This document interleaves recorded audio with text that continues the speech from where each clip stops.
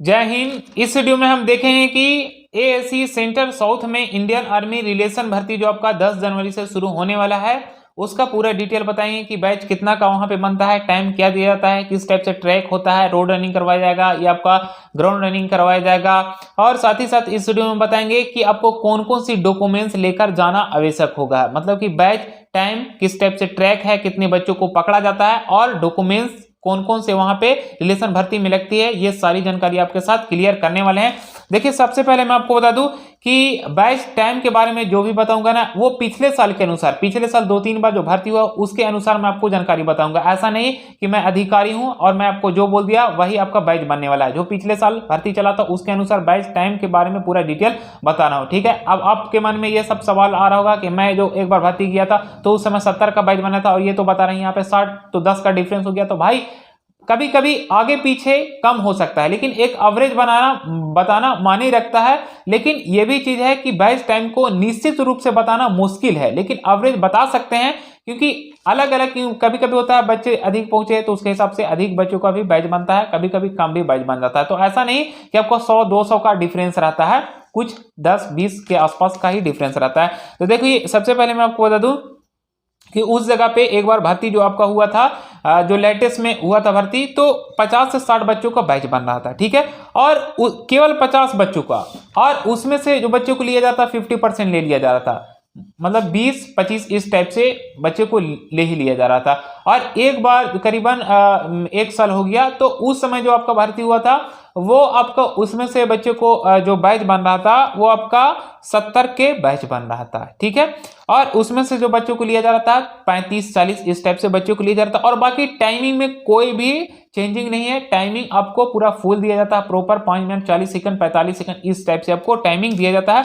और उस जगह पे आपकी जो रोड रनिंग नहीं करवाया जाता, उस जगह पे आपको ग्राउंड रनिंग करवाया जाता है। और आपको 4 राउंड लगाना होता है, एक राउंड आपको 400 मीटर के होता है, इसीलिए आपको 4 राउंड उस जगह पे 1600 मीटर कंप्लीट करना होता है, ठीक है।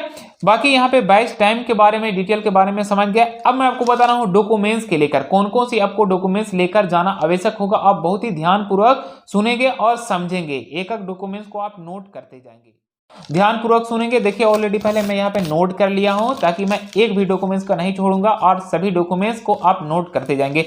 देखिए सबसे पहले यहाँ पे शो किया रहा है आधार कार्ड। भाई आपका आधार कार्ड तो मैंडेटरी है, आधार कार्ड के साथ साथ आपको पहचान पत्र और पैन कार्ड भी लेकर जाना है, ठीक है।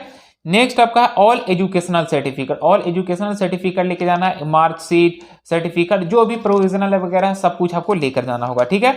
नेक्स्ट आपका कैरेक्टर सर्टिफिकेट जिसे आचरण प्रमाण पत्र, चरित्र प्रमाण पत्र हिंदी में बोला जाता है। और ये 3 तरह का होता है, एक चरित्र प्रमाण पत्र एसपी ऑफिस से बनवाया जाता है, दूसरा आपका स्कूल कैरेक्टर सर्टिफिकेट होता है, मतलब कि विद्यालय चरित्र प्रमाण पत्र उसे हिंदी में बोल सकते हैं, और तीसरा आपका होता है सरपंच महोदय, गांव के सरपंच महोदय से। ये तीनों कैरेक्टर सर्टिफिकेट आपको लेकर जाना आवश्यक होगा। और याद रहे कि कैरेक्टर सर्टिफिकेट का वैलिडिटी होता है 6 महीना का ही, तो 6 महीना का आपका प्लस टाइमिंग नहीं होना चाहिए कैरेक्टर सर्टिफिकेट का, अन्यथा आपको उस जगह पे डॉक्यूमेंटेशन में कैरेक्टर सर्टिफिकेट को लेकर रिजेक्ट कर दिया जाएगा। तो इसीलिए आपको 6 महीने का अंदर होना चाहिए, मैक्सिमम 6 महीना, ठीक है। तो कैरेक्टर सर्टिफिकेट तीनों लेके जाना है। नेक्स्ट है आपका कास्ट या डोमिसाइल या नेटिविटी, ये आपको 3 में से कोई भी आपको चलेगा, ये सर्टिफिकेट लेके जाना है। उसके बाद 30 पासपोर्ट साइज आपका फोटोग्राफ्स होना चाहिए, ठीक है। आपका 30 मतलब 30 कम से कम आपका फोटोग्राफ्स होना चाहिए, और इसमें अधिक एडिटिंग नहीं होना चाहिए, जैसा फेस है नेचुरल वैसे ही आपका होना चाहिए। आई होप जो मैं आपको बता रहा हूँ वो आपको समझ में आ रहा होगा मैं क्या बोल रहा हूँ, कम से कम 30 होना चाहिए। नेक्स्ट मैं आपको बता दूं कि आपका रेसिडेंशियल जो ऑलरेडी पहले मैं आपको बता दिया, और फैमिली फोटोग्राफ, फैमिली फोटोग्राफ्स आपका जो होना चाहिए, जैसे में पिताजी आपके इंडियन आर्मी में तो फैमिली के साथ फोटो खिंचवाएं तो उसमें पिताजी भी की होना जरूरी है, उसमें आपको भी और साथ ही साथ फैमिली का, इसीलिए फैमिली फोटोग्राफ्स होना आवश्यक है। चाहे इंडियन आर्मी में पिताजी हो या भाई हो, कोई भी हो, तो आपको फैमिली के साथ उनका साथ फोटो होना आवश्यक है। नेक्स्ट रिलेशनशिप सर्टिफिकेट, भाई रिलेशन की भर्ती में जा रहे रिलेशनशिप सर्टिफिकेट तो जरूरी होगा ना। स्पोर्ट सर्टिफिकेट, ये भी कोविड-19 सर्टिफिकेट आपके पास होना चाहिए, 72 आवर्स के अंडर होना चाहिए, और वैक्सीन लगाए हैं वो भी वाला आपको सर्टिफिकेट लेकर जाना है। विलिंगनेस सर्टिफिकेट मतलब इच्छा, मतलब आप इंडियन आर्मी में जाना चाहते हैं, अगर 18 साल से कम है तो उसके लिए विलिंगनेस सर्टिफिकेट आपको बनवाना आवश्यक होता है, जो उस विलिंगनेस सर्टिफिकेट से आपके पेरेंट्स का सिग्नेचर होता है उस विलिंगनेस सर्टिफिकेट पे, और आपके गांव के सरपंच महोदय का भी होता है।